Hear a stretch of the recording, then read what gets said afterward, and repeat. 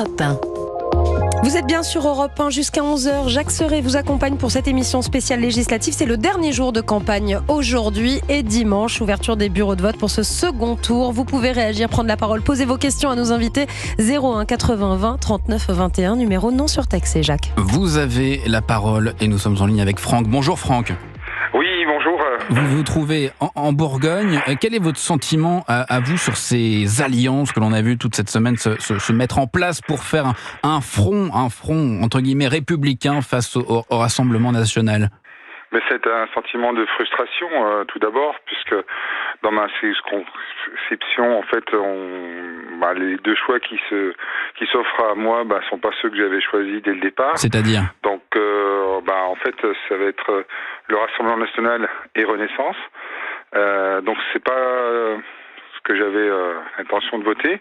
Et puis, on se rend compte que finalement, cette dissolution, elle avait été bien calculée dès le départ pour redonner en fait de la puissance à Macron pour donner une assemblée avec un peu plus de pouvoir, puisqu'on voit bien qu'il va se dessiner ensuite des alliances et qui vont lui permettre en fait d'avoir un peu plus d'autorité sur l'assemblée.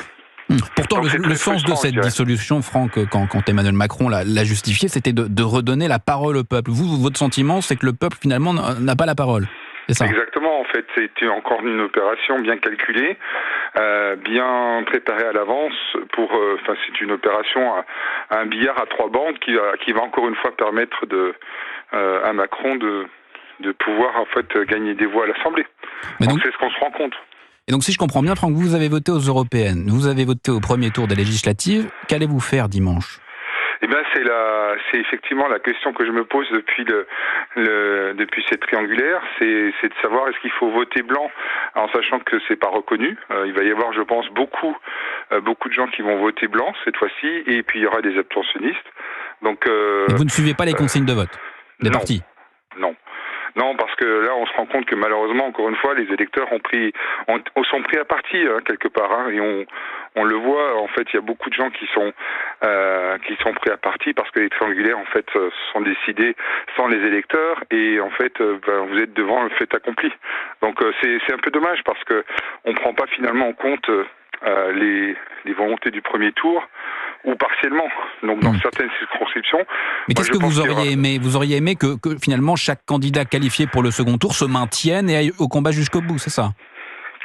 Ça aurait été une des solutions, mais qui aurait eu aussi de la part des Républicains un peu plus de prise en compte. Je dirais que finalement, on se rend compte que Renaissance est arrivé troisième à ce premier tour. Ils auraient pu laisser la place un peu plus au Front populaire, pour pouvoir permettre au Front populaire d'être éventuellement en face du Rassemblement national et être un véritable adversaire. Là, avec ce qui va se passer, finalement, on va laisser la place au Rassemblement national, qui va pouvoir faire des alliances à l'Assemblée, et on aura en fait toujours en fait cette différence entre Renaissance et puis Front populaire. Donc malheureusement, ça n'aura pas permis véritablement de contrer le Rassemblement national. Et ça, je pense que ça avait été... Le Rassemblement national, dans les sondages, est loin d'avoir la majorité absolue, pardon Franck. Mais ils en seront proches, mais on sait très bien que ils iront piocher chez les Républicains quelques députés.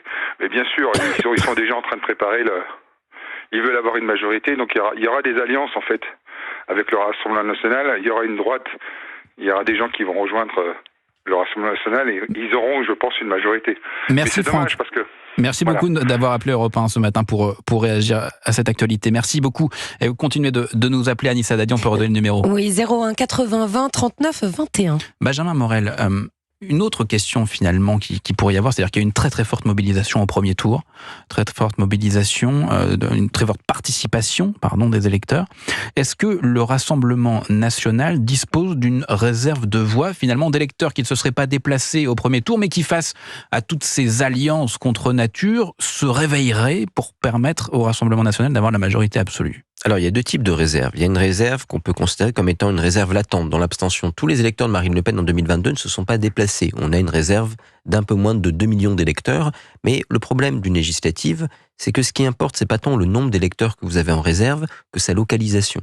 Regardez la gauche, elle a fait de très bons scores, mais elle a fait de très bons scores dans des circos urbaines, banlieues, ce qui en fait ne lui permet pas d'espérer une majorité absolue, et ni même d'ailleurs une vraie majorité relative, étant donné que ça sert à rien de faire 80% dans une circonscription, il faut faire 51% dans le maximum de circonscriptions. La localisation des réserves du RN, aujourd'hui, n'est pas tout à fait évidente. Et donc, ce faisant, ça peut faire la bascule dans quelques circos s'il y a une surmobilisation, mais c'est pas évident que ce soit suffisant. L'autre type de réserve, c'est les reports de voix. Parce que, évidemment, Front républicain, très bien. Mais quand vous avez un candidat ensemble qui se désiste, que fait son électorat ? Une partie de cet électorat va probablement voter pour le nouveau Front populaire, mais on sait qu'environ un tiers de ces électeurs peuvent également se replier sur le RN. Chez LR, c'est plutôt du 50-50, notamment quand c'est face à un LFI. Donc il y a des réserves de voix, y compris parmi l'électorat de droite et l'électorat du centre. Est-ce que c'est suffisant ? Très probablement, dans la plupart des circonscriptions, non, parce qu'on revient à la réalité de sociologie électorale que j'évoquais tout à l'heure. Les circos balancent, c'est des circos où, fondamentalement, on a beaucoup plus souvent de l'ancienne majorité présidentielle qui s'est maintenue et un nouveau Front populaire qui s'est désisté. Donc ces circos qui, en effet, pourraient tomber pour cette raison-là, c'est pas celles qui sont dans cette configuration. Alors, cet entre-deux tours, Lou Fritel, a été marqué aussi par d'autres faits, c'est-à-dire c'est la violence qui s'est exprimée dans cet entre-deux tours. Gérald Darmanin était chez nos confrères de BFM TV ce matin, il expliquait que 51 candidats suppléants ou militants ont été agressés physiquement ces derniers jours. Est-ce que cette atmosphère peut jouer dans le scrutin de dimanche, que ce soit dans un camp ou dans l'autre ? On n'a pas beaucoup de recul. On en parlait un peu hors antenne. C'est vrai que dans une législative qui va aussi vite, on n'a pas beaucoup de recul. C'est possible que ça puisse avoir un impact. Mais le fait est que la vie politique s'est tellement brutalisée ces dernières années. On voit la façon dont les débats se déroulent à l'Assemblée nationale, par exemple. Mais même les maires qui sont victimes depuis au moins 2020 d'une flambée de violence. Les élus municipaux, il y a une perte de volonté de devenir élu municipal, élu régional. Il y a vraiment un désamour aujourd'hui pour la fonction politique, due notamment à la violence dont sont objets les politiques.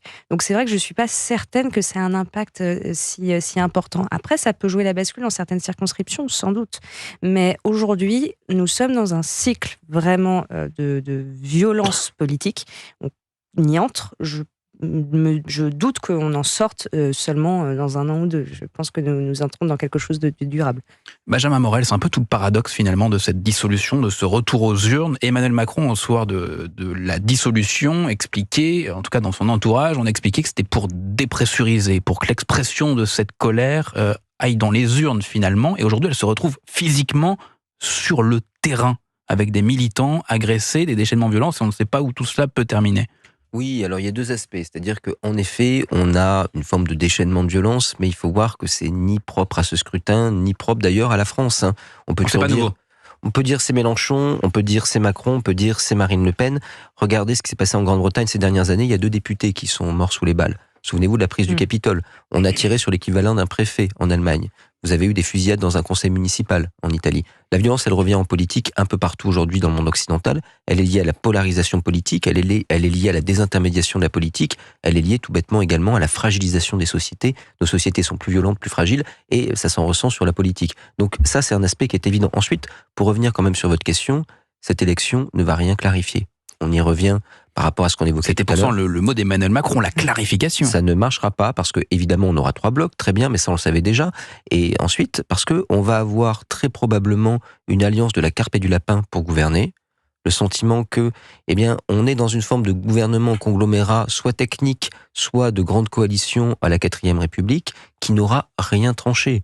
Et donc, les électeurs qui voudraient un choix politique clair, que ce soit du côté du RN, du côté de la gauche, du côté du centre, risquent de se retrouver fort frustrés par ce conglomérat qui aura pour but d'abord, et on ne pourra pas le reprocher au parti, l'intérêt général veut qu'on ait un gouvernement, mais qui aura pour but d'abord et avant tout de gérer le pays pendant au moins 1 an, parce qu'il faut faire passer un budget, parce qu'il faut qu'il y ait un gouvernement, parce que lors des Jeux Olympiques, il faut qu'il y ait un gouvernement, parce que si vous avez besoin de déclencher l'état d'urgence, il faut qu'un gouvernement puisse le faire, et donc on ait des conseils des ministres. Tout ça est une nécessité, mais tout ça est politiquement, démocratiquement très frustrant après une telle élection.